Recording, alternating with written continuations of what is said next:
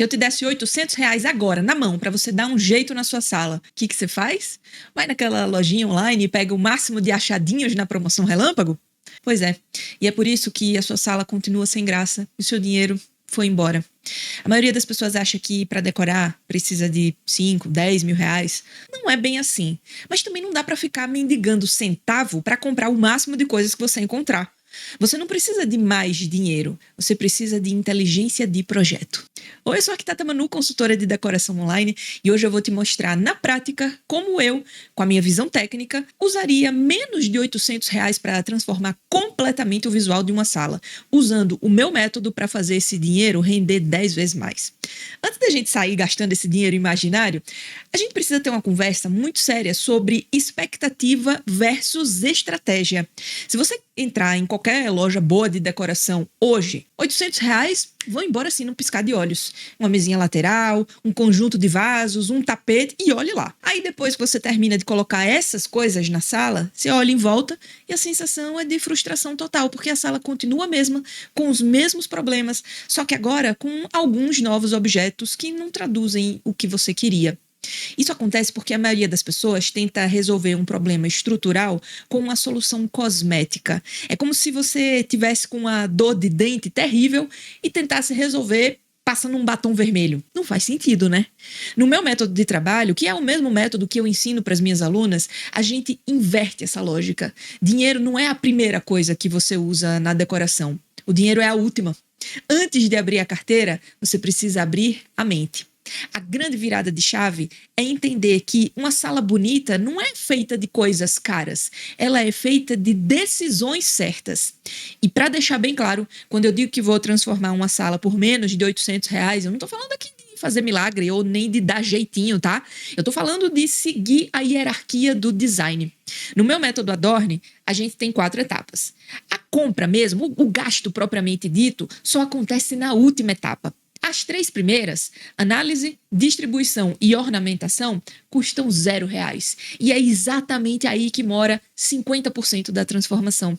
Se você pula essas etapas e vai direto para a loja, o seu dinheiro perde valor. Você compra, sei lá, uma cortina que não tem o caimento certo para sua janela. Você compra, talvez, um tapete pequeno demais, porque era o que dava para pagar. E aí você cria aquela casa cheia de remendos, que eu chamo aqui de casa Frankenstein. Então, a minha grande lição para você hoje é a seguinte: orçamento apertado não é sentença de uma casa feia. Ele é apenas um filtro que te obriga a ser mais inteligente. Quem tem dinheiro sobrando até pode se dar o luxo de errar. Se comprar um sofá errado, digamos que o rombo não vai doer tanto porque vai dar para comprar outro melhor depois. Você não. Se você tem um orçamento controlado, você precisa acertar de primeira. E para acertar de primeira, você não pode confiar no seu instinto ou no que a vendedora lá da loja te disse. Você precisa de técnica. O que eu vou fazer agora é simular um projeto real. Eu vou pegar essa sala estagnada e aplicar o meu raciocínio de arquiteta. A gente vai gastar os primeiros reais em coisas que não custam dinheiro, mas custam visão. E só depois, quando a base estiver pronta, aí sim a gente vai usar os R$ 800 para dar o acabamento, que vai fazer todo mundo perguntar quem foi a decoradora que fez a sua sala. Vamos começar pintando o cenário que eu vejo em 8 de cada 10 casas que me pedem socorro. Você entra na sala e ela tem aquela cor de nada. As paredes são daquele branco encardido ou de um bege que já cansou. O sofá tá lá meio triste, encostado na parede. A estante tá cheia de papéis, roteador, fio aparecendo, lembrancinha de um casamento que você foi em 2015. E o pior não é a sala em si, é o que você sente quando tá nela. Você termina o dia cansada, aí senta nesse sofá, olha em volta e aí você suspira. Você pensa assim: um dia, quando eu tiver dinheiro, eu vou arrumar isso aqui. Um dia eu vou trocar esse piso, um dia eu vou derrubar essa parede, um dia eu vou comprar um sofá melhor. Você vive na sala de espera. Você não decora hoje porque está esperando o momento perfeito, o salário perfeito, a casa própria perfeita. Só que a vida está acontecendo agora, nessa sala aí, provisória. Seus filhos, seus netos estão crescendo aí, suas memórias estão sendo formadas aí.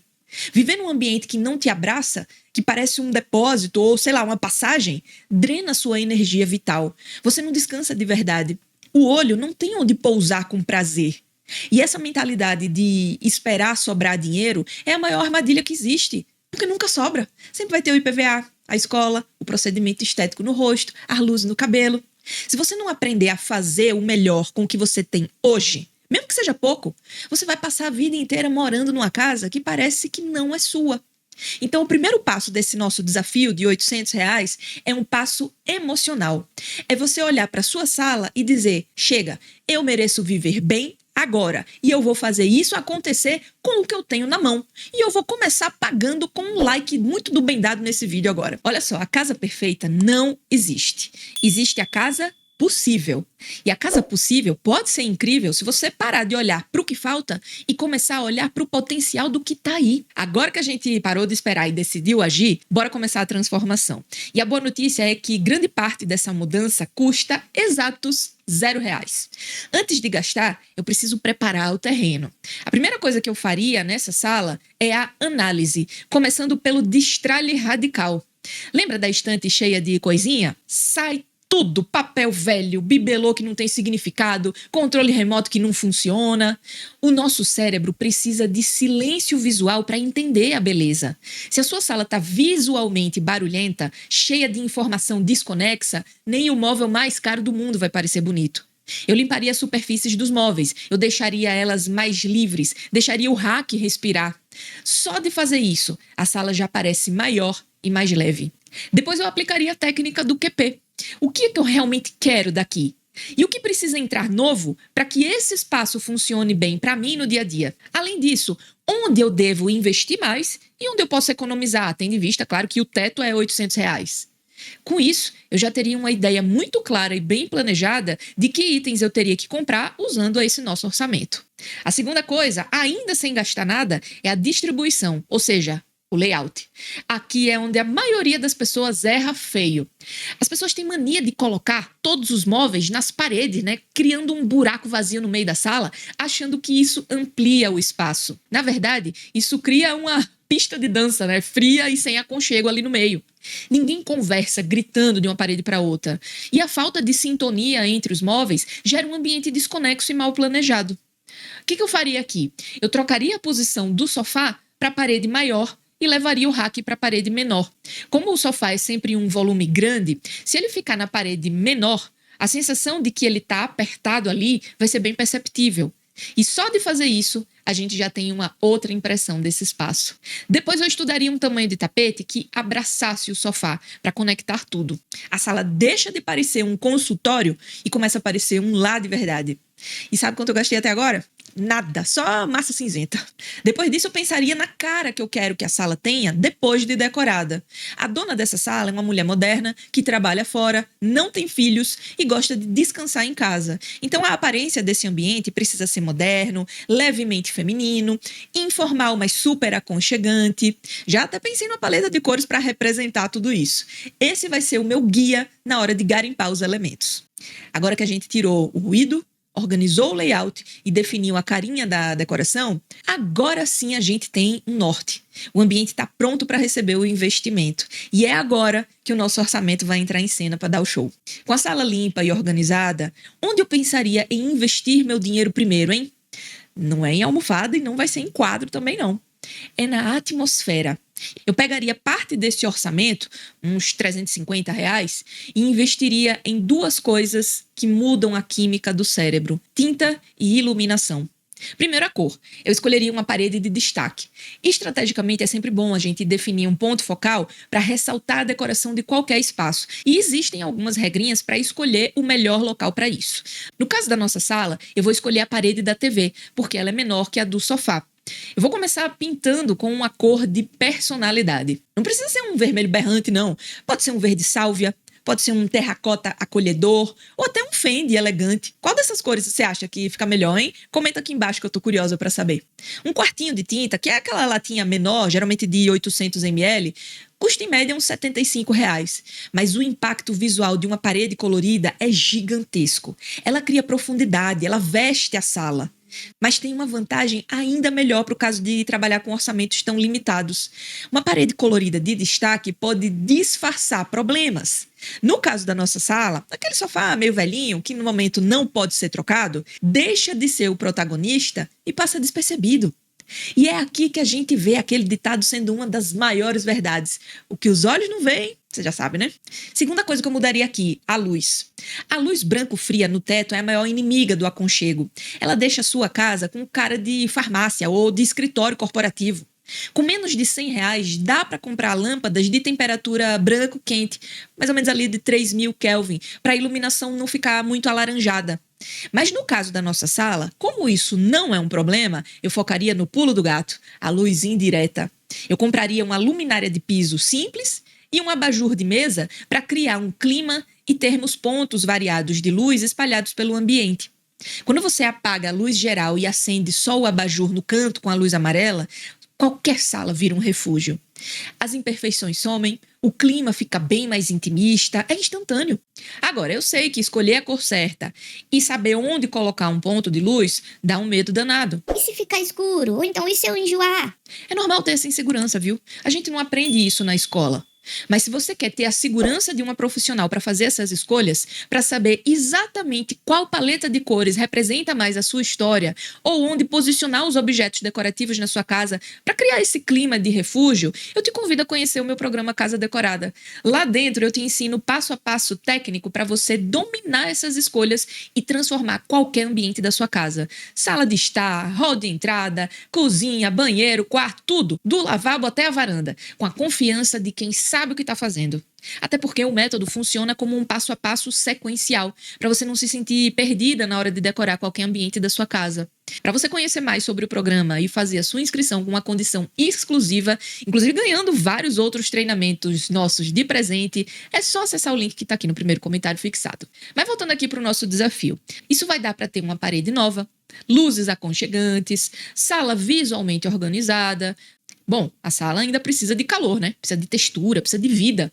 A gente vai para o garimpo inteligente focado em 2 elementos: plantas e têxteis. Primeiro vamos para os têxteis. Muita gente acha que precisa trocar o sofá inteiro só porque ele tá feio. Não precisa não. Com R$ 170 eu vou comprar um kit com manta de algodão bem texturizada que me ajuda a esconder manchas, traz cor e ainda convida ao toque.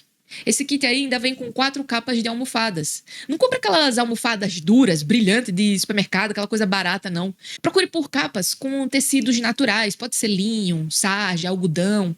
Às vezes, só trocar a capa das almofadas que você já tem muda a cara do sofá. E para fechar com chave de ouro, um elemento que, para mim, é obrigatório em qualquer projeto de baixo custo: plantas. Planta é escultura viva, planta é volume, é cor e custa muito pouco perto do efeito que ela dá.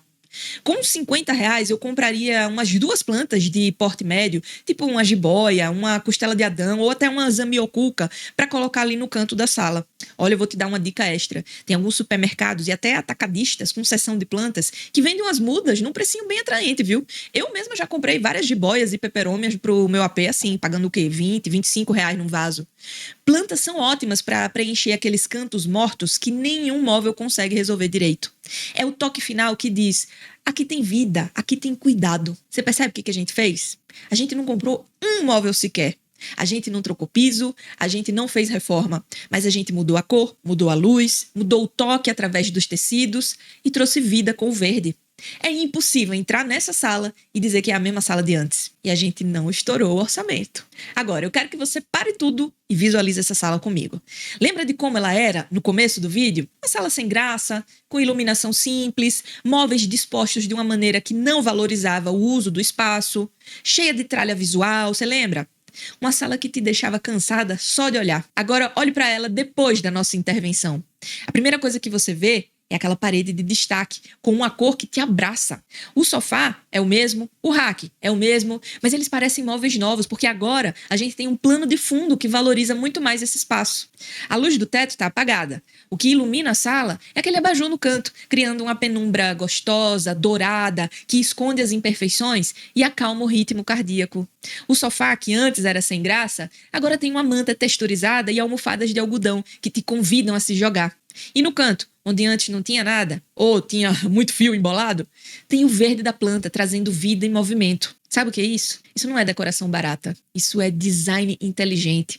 Você não precisou se endividar, você não precisou trocar o piso, você não precisou derrubar nenhuma parede. Você usou técnica para manipular a sensação desse espaço. Quem entra nessa sala agora não pensa, nossa, como ela decorou com pouco dinheiro. Aliás, quem aqui ia pensar uma coisa dessa, né?